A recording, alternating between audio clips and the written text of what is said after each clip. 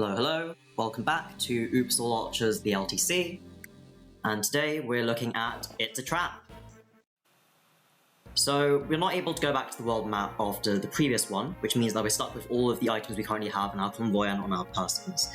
So first of all, what we're going to do is a bit of inventory management. So Gilliam does not actually need this shining bow for the kill thanks to the power of 100% Lunar Crit. So he's going to have these javelins, he needs a door key, and then although he doesn't need it, I'll just put an elixir on it. Calm can take an iron bow, because I think that it might help with my strategy here. We pick our units, and we undeploy both Arta and Franz, because they're definitely not doing anything.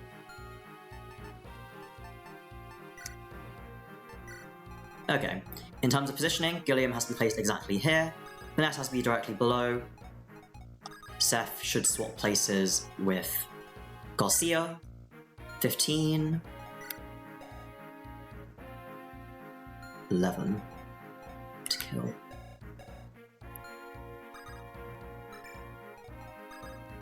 Okay, this positioning should work. So I'm just going to look over everyone's inventory very quickly. Okay, everything looks done.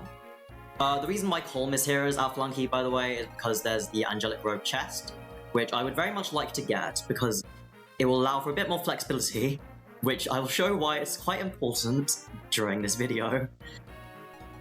In terms of edits that I've made to weapons for this map, the enemies have now started to get steel weapons, which means that I've set some of them to 0 hit, and I've actually kept the steel lances on 255, but the axes have gone back down to 0. Flux I've set to 255, but I don't think it actually needs it, because I'm planning on getting rid of this enemy on player phase without letting him take an action. So yeah, that should be all. Okay, so first of all, Eirika kills.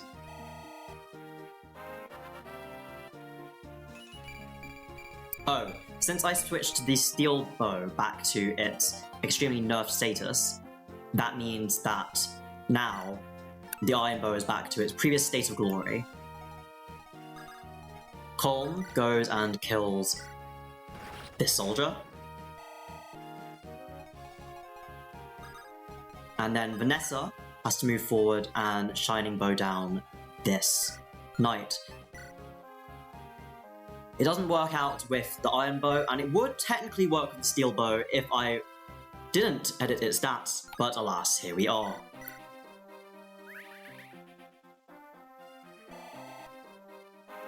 And in the process, she gets given a door key and also gets a level, so level 8.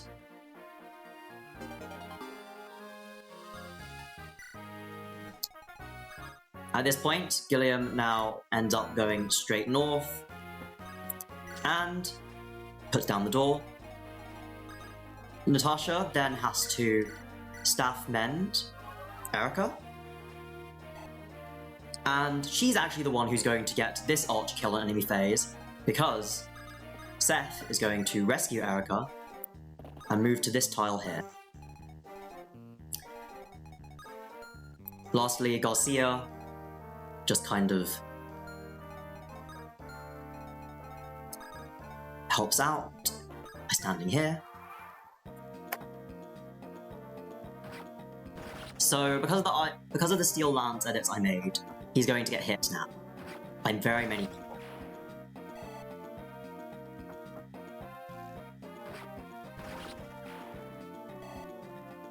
But this is fine because it allows me an extra person I can heal. That's why we had to edit the steel sword down to 0 hit. And Natasha gets some rare kill experience and also bow weapon rank, although that won't really matter because she's not going to see enough combat for that. And here's Ephraim and his squad. So, something that a friend of mine, Danny Doyle, told me is that if you were to play this map and finish it on turn 1 before Ephraim spawns, he straight up does not exist in the game, so you're forced to go Eirika route by default. Or rather, you're not, but no one is able to seize. so you're functionally unable to play the game and forced onto Eirika route. Okay. So now, what we do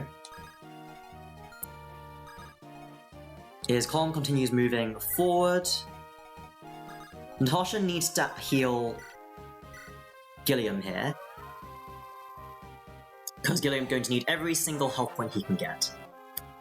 Natasha gets a level up. And now,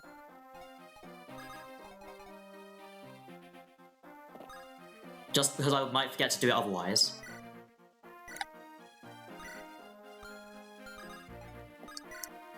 Seth gives Eirika to Gilliam, because Gilliam is the one who's actually going to be able to get closest due to the both 1-2 range options that he has, and also the fact that he has 8 move, which is greater than Seth's. Down goes that mage, although he wouldn't have done anything to Gilliam anyway. 15 res is more res than his defense. Wow.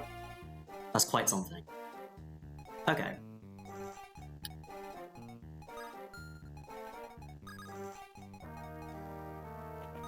Vanessa goes here. And Garcia gets a kill as well. So, strictly speaking, this isn't experience optimal for Vanessa. However, what it is it maximizes the weapon rank that Natasha's able to get. In the previous setup that I tried, I had Garcia kill the soldier that Colm killed instead, but that would mean that because of Vanessa's personal skill here, he would actually fully recover his HP, which was quite inconvenient because it means that Natasha was not able to heal him. This is a much better way of doing it, I think.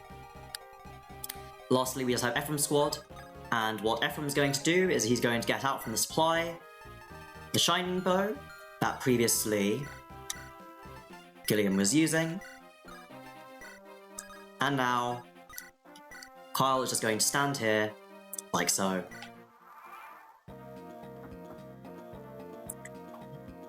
So Seth gets a kill. Gilliam gets another.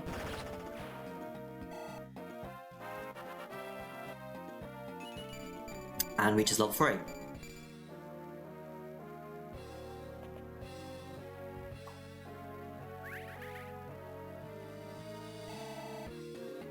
There we go.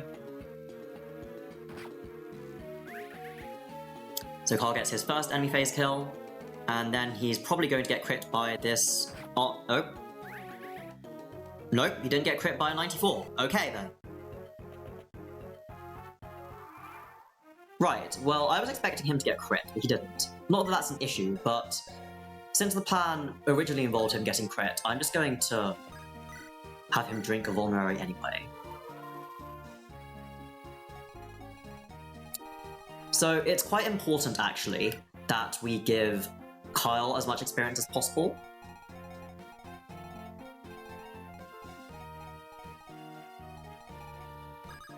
Just because he will probably actually be our next person to reach level 10, and therefore promote for the Knight's Crest that we got from the previous chapter. Natasha runs down, mends Garcia.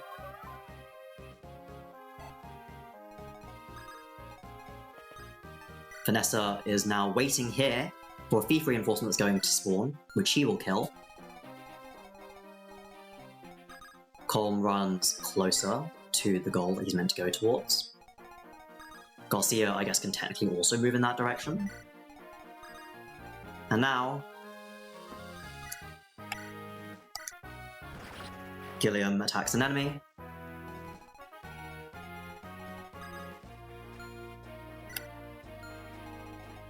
And Seth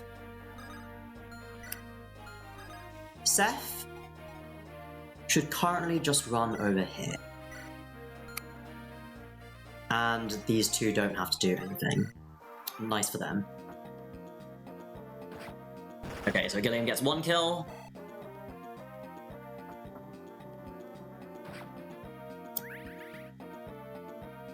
Kyle gets his first kill here. And hits level 9.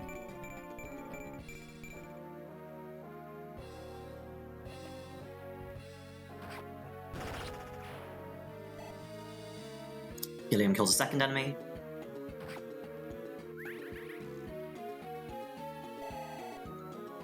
And Kyle kills a second and a third.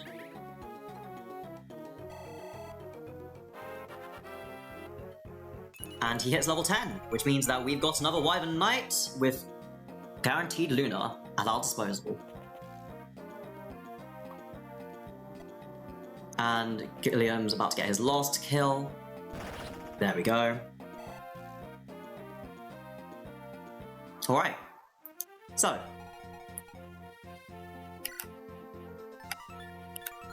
Like I said, I'm going to show you why this Angelic Robe might actually be of use to us. First, let's get it.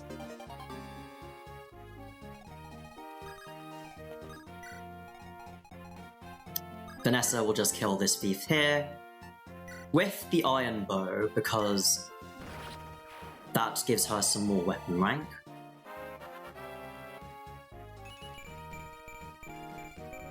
And now she's at level 9, so she's only one level away from promoting herself. Natasha was never going to be able to reach anyone this turn anyway, so it's all fine. And now, strictly speaking, Kyle doesn't actually have to fight this guy at all, because he's already at the required amount of experience needed. Still, we can just go and build that weapon rank while we can. So we're just going to equip the iron bow and stand here, because he won't be able to reach this soldier next turn anyway, even if he did move his full move, and he still wouldn't have gotten level 3 regardless, because that is ultimately our goal.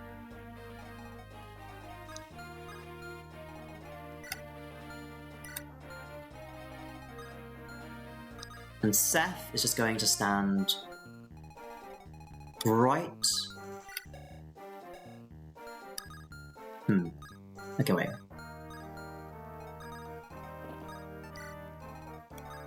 Yeah, Seth is just going to stand right there, because that enemy actually doesn't really matter. And now, holding on to a new javelin.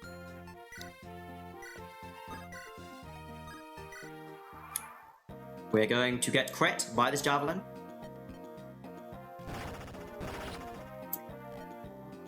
And we had exactly enough HP to survive. Calculated.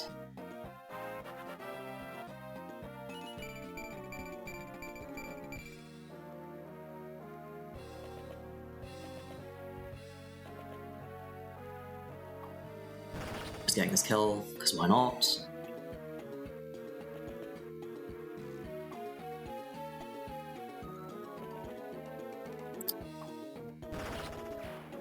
And down goes that one. Okay, so it's turn 5, which means that we now have the reinforcements here, but we're not exactly going to stick around to see the end, are we? So, because the steel bow is currently not a usable weapon, we're just going to switch to the iron bow. All these enemies are the same, so it doesn't matter which one we kill. Just because it's nice if he gets some experience. I don't think Ford needs the experience. We're not giving Ford any experience. Natasha goes and heals Vanessa. So that means that we've now used Mend 8 times, and we used Torch 3 times, meaning that we have 15 plus 24, 39 of the required weapon experience that we need, so that's 39 out of 150, which is a decent enough pace, I think. So, these enemies here are only within range of these two. So, because it might be nice for Natasha to be able to heal up people who've just leveled up, I'm going to have them kill as well.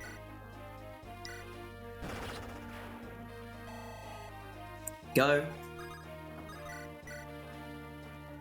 Oof. Almost not enough crit. Well, not enough to 100% crit. That was close.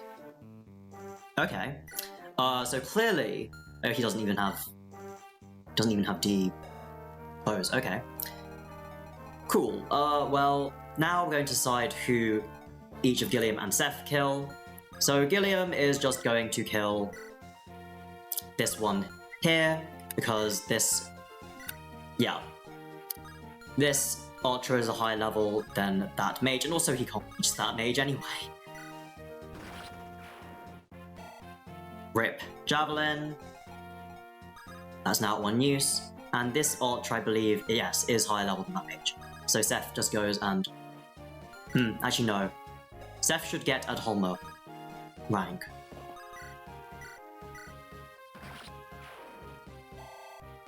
And because Rangers are kind of like that, he gets a level up, apparently.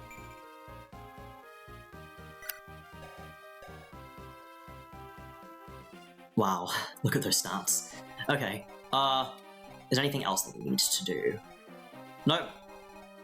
That's everyone who needs to do anything. So that means that... Nope.